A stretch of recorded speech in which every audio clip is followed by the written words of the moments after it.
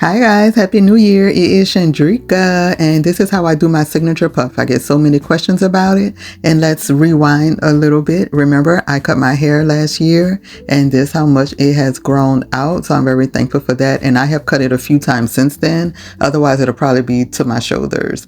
So I made an edge control in the middle of my hair because right here is where my hair is the waviest, I think, and so it needs to lay flat so my puff could come out the best. I'm just adding gel edge control all around the perimeter. I am coming out of another style. Like I said, 2 braids is what I had in to stretch my hair, and I'm just going back in because I could tell when it's going to lay and when it's not going to lay. And so yes, you will need a hard bristle brush to get your hair smooth as possible. And so now I'm just taking, I think this is like a bottom piece of a shirt I just cut across to get my puff right. Okay. So yeah, that's all I'm doing, is just crisscrossing it in the back. And then here, I'm just gonna put a little tie in it and put a bobby pin right there so the band don't slip back. I want the puff right here and I don't want the band to move. If you don't do this, then I'm telling you, your band is gonna move. And so now I'm doing the same thing in the back so it stays in place. I'm like, okay, band, I want you where I put you, so stay in place. So yeah, okay.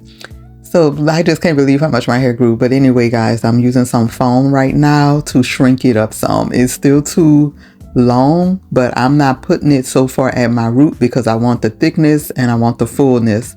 And so now we can't go like this. So I have to take my dimming brush and I put a little gel on my hands only, no edge control, gel and mousse. And then you're going to command your dimming brush to do all the work. Just a flick of your wrist and you will have a curl if you have natural hair. So yeah, if it's not too damaged, you should curl up something like this. So I do have some heat damage in the front.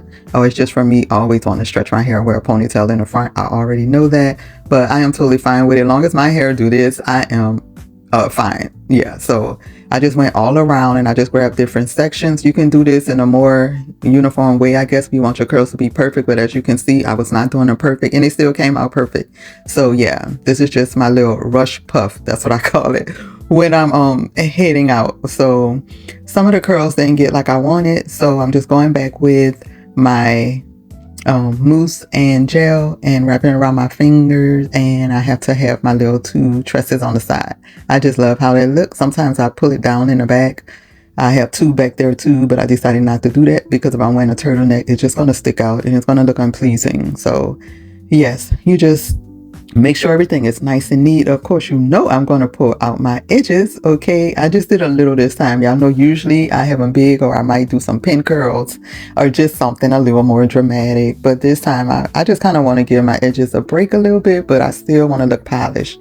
So yes, this is how it came out. I absolutely like it. It is going to dry and maybe shrink just a little bit, which is why I already picked the roots, but I am satisfied with the volume, the height, everything about it. I think it fits my face so well. And now I'm about to go strut these streets. But of course, when I get back, I'm going to wrap my hair up. So y'all do the same. Because in the morning, there's no feeling like where you're taking off your scarf and you can just go. So I love you guys, and I'll see y'all in the next one. Bye.